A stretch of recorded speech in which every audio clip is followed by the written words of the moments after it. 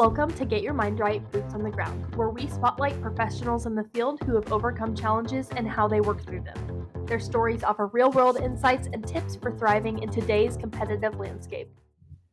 Good morning and welcome to Get Your Mind Right, the world's only podcast devoted to merchant services and digital marketing specialists. Now, with me today, I have a very special guest, Mr. Jerry Faith. Well, Morning, Jerry. Thank you, John. Great to be on the show. A long-time listener. First-time caller. Just about. First-time guest. First-time guest. There you go. Well, it's great to have you here, Jerry. Thank you. And for you folks that don't know or aren't acquainted with Jerry, he is a sales expert. And I heard him talk a couple of months ago on mastering referrals. And this is a bold statement you made, how to double your sales. So Jerry, I just want you to start off by talking to me about what the animating factor and principle is by doubling your sales. Yeah, it's a great referrals. Great question, right? It's through referrals. And what we have found out, and myself too back in the days, that typically we go about it the wrong way to get a referral. So the concept here is, right, you're out working hard, you're selling, you're trying to grow that business. We're talking about merchant business, right? Trying to get that next customer. And the concept is, how do I train my customer to replace themselves? And what do you mean by replace themselves? So now I've doubled my business. I have doubled my growth. If I can teach you, John, a customer that's happy with me, to replace yourself. Gotcha. As a prospect. I now have two merchants for one. Gotcha. So we're going to talk about that, how to double your sales and teaching your customer to replace themselves. Okay, so I made some notes from when you talked about this the first time, and you talked about this whole notion of asking for a favor and how you don't like that. It's a tactic. You think about this, right? I'll go back to my original days out there selling and trying to get a referral, right? It's awkward. It's an awkward situation. Try to ask for a referral. Merchant knows it's awkward. They likely don't want to give you a referral because they're busy. So it's an interruption of their time. It's an interruption of their personality and belief because they just may not be comfortable doing this. I may not be comfortable asking for it. It's just awkward as it is described and likely get you nowhere. Best case scenario, they might give you a name, which you could have got off the internet yourself. So we're really just maybe at the same plateau level of a true cold call. And that really is not a good referral. Yeah, and you may have actually put yourself in a worse position with the merchant you already have on board because of this awkward dialogue. Very likely. Yeah. They now may not like you. Well, so let's go into psychology a little bit. So why am I awkward asking a merchant for a referral? Why is it I don't have that peace of mind or I don't have that confidence to ask it? Let's think about when we're little and we're talked about. What do you do with a stranger? Well, you don't talk to them. Starts there. Yeah. Okay. But I do know them though. They're a merchant. Yeah, but still, it's a strange situation, right? And I really haven't set any proper stage to have this conversation with you, which goes back to why it's so awkward. Yeah. If you knocked on my door at my house and I opened the door, well, hey, John. Hey, Jerry.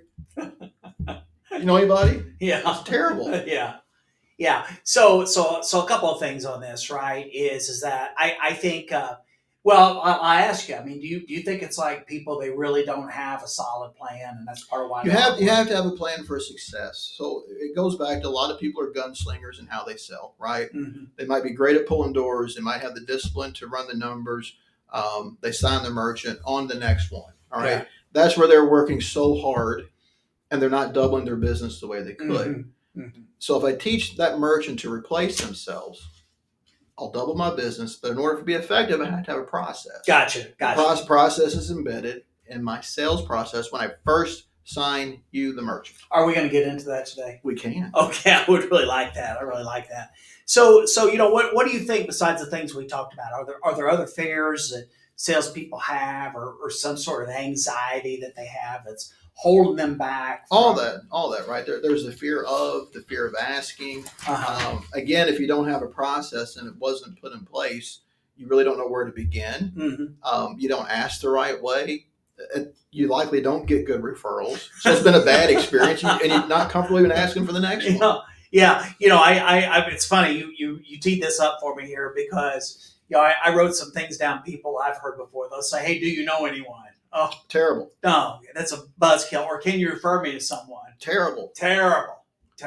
You know, here's the one. I don't know about you, but what I've heard when people ask for that, they'll say, hey, if you ever think anyone that's looking for a yeah. 70s era Fiat with a Right. with a new tire on it, please give them my Right. card. Yeah, I'm happy to do that. Terrible, It's right? going nowhere. So let's look at this. What did I just ask for? And I'm going to say it again. It's terrible. How do you think the merchant feels when they hear this? Mm-hmm. Very uncomfortable, Right. right? And I've put them on the spot. I've interrupted them. I have this awkward ask, Mm-hmm. and it's likely not going to get any results.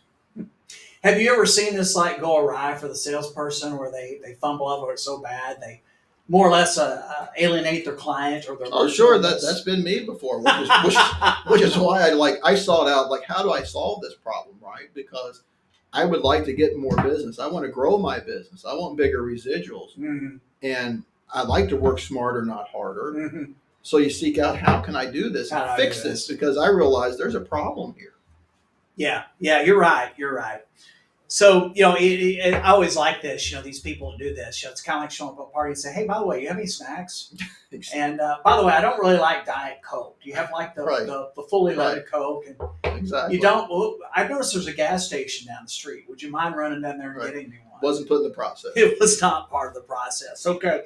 So you talk about this and being the part of the process. So this is about, I know where you're going to go with this. I cheated a little bit, right? All right, That fair. it's about setting expectations up front. It is setting expectations. And so in being a fluent salesperson, again, a lot of gunslinging out there. I praise you, it works, but let's put a process together Mm-hmm. make your gunslinging even better. Mm-hmm. All right, so my sales process, we went through all the different things and the components to the point that, John, you're the merchant and you have decided, yes, we should do business together, right? So now I should, what we call post-sale, which is set expectations for what's next, right? I've got pen to paper. We're done.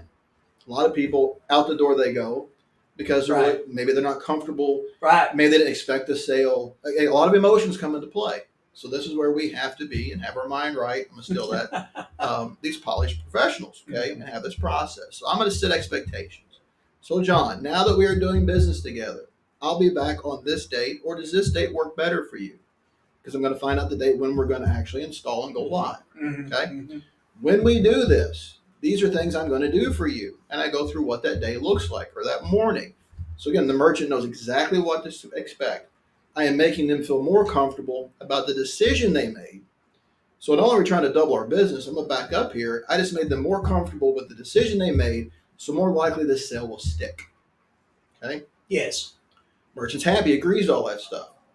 John, something else I would like to do for you.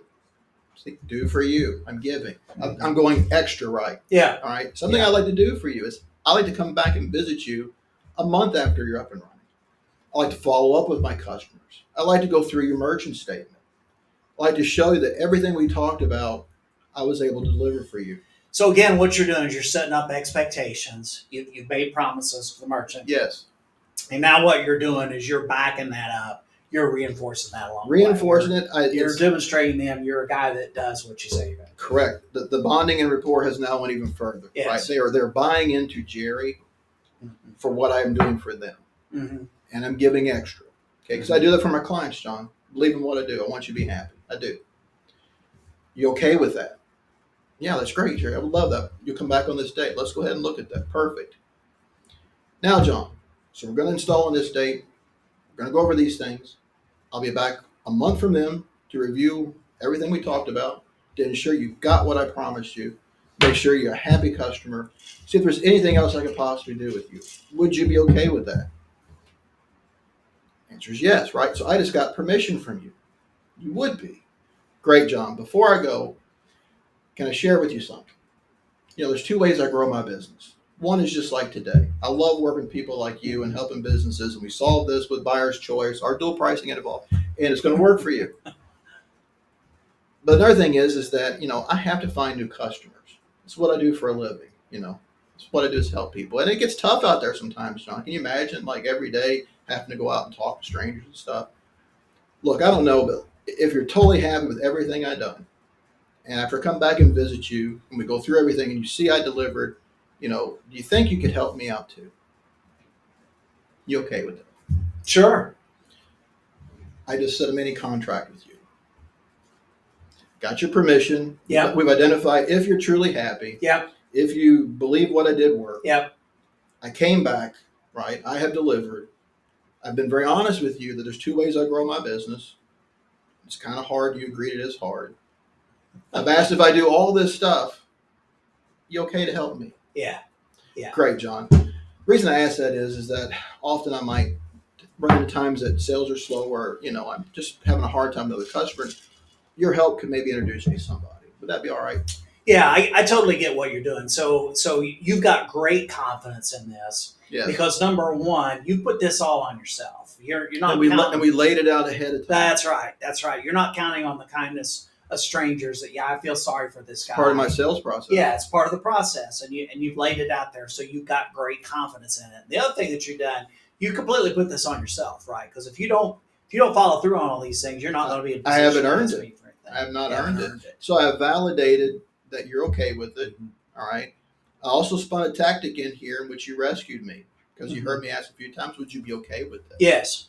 I made myself vulnerable, right? Am I vulnerable? Not really, because I can go pull the door. But I got you emotionally engaged. Because you know what? It is emotionally, because if you can help me double my business, I need your help. That's right. That's right. But because I've done all this at the time of the sale, and I've lined up what is next after the sale. Yep. And I deliver on that stuff. Now it's much easier for me to have that awkward conversation with you, John, about, do you remember whenever we talked and we talked about that I would do this and this and yeah. Do you remember I let you know that sometimes I might need help too? Right. Today's one of those days. You are a little special. You need a little help sometimes, Jerry. I do. It works. It works. Because if I had not said this in that post-sale and the expectations, yeah, and I just walk in cold off the street, or I call you cold off the phone and I interrupt you, the merchant's likely not going to give me that good referral. You're exactly right. You know what? I'm going to have you troubleshoot something for me right now. Let's do it. As you know, I am a massive proponent of referrals, right? Okay. Now, I have trained, and of all the trainings I've done, I'm going to say I've had the least amount of acceptance and take rate on referrals than any other thing. Now, why do you think that is, Jerry? Wasn't part of the process. It wasn't in the process, maybe set the proper expectations. Okay. So you think that, so you'll take a look at my training and you'll see where it is in the process? We can look at it. Maybe together we can find a solution. Okay. But your foundation of all this is it absolutely positively has to be part of the identifiable process. It does, because, that merchant is going to have defense mechanisms, because really if I'm asking for a referral, I'm asking them to stop what they're doing and do some work for me. Right? Yes. Now, again, they're going to be busy. They might blow me off. No different than when I cold call and I walk in and they don't have time to talk to me today and I have to come back. So if I've included this in my expectations, what happens after the sale, I can always go back to, because they will forget. Mm-hmm. This might be a month later, might be 2 months later when I ask for this referral. Mm-hmm. Hey, John, do you remember when we did your paperwork that first day and we talked about the install? We talked about, because I walked them through this. Right. Do you remember when I let you know that any given day I might need your help? Yes. So I've refreshed their memory. I'm throwing out that lifeline again that I might need your help. I want you to rescue me. So that makes it very difficult for them not to indulge. Okay. Now, they will still likely say, well, I don't know anybody, Jerry. Why would they say this? Well, they want to move me on. Mm-hmm. It goes back to very basics. Don't talk to strangers. They don't want to put themselves in the line of referring someone else because fear of, right? So that's why it's important I remind them, but we talked about this. Yeah, we talked about this. And you know what? I'm having a terrible month. Mm-hmm. Any way you can help me out. Mm-hmm. Well, Jerry, I don't know anybody. I don't know anybody that has a pizza restaurant like my pizza restaurant. That's okay, John. It doesn't have to be a pizza restaurant. I work with landscapers, I work with plumbers, I work with electricians, dog groomers. It might even be a nonprofit. I don't know. But you happen to know anyone like that? Very likely they do, whether it's a relative or someone else who's in some sort of services or business. Yes. Who would be a candidate. All right. So now I've used another mix of a commercial. I've incorporated some menu techniques, right, to get you to bite into it. Mm-hmm. You've identified. Okay. Again, now they're back to this. They're going to give you a name and a number. Mm-hmm. Well, that's most people are like, thank you very much, and I leave. We're not going to do that. John, I appreciate the fact you know your cousin owns a landscaping business. That's great. I've heard of him. Can I tell you something? You know what? I'm actually kind of shy to get day of the week. Yeah, I am. Any way you can introduce me to Alan, that would be great. Well, Jerry, this has been absolutely fantastic. I'm getting that signal over there from my producer that we're out of time.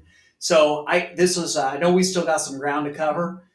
We come back and do an episode 2 I on would this? love to be back. That's fantastic. Hey, I appreciate everyone tuning in. And for Jerry Faith, I'm John Johnson. I'll see you here next time. But until then, keep your mind right.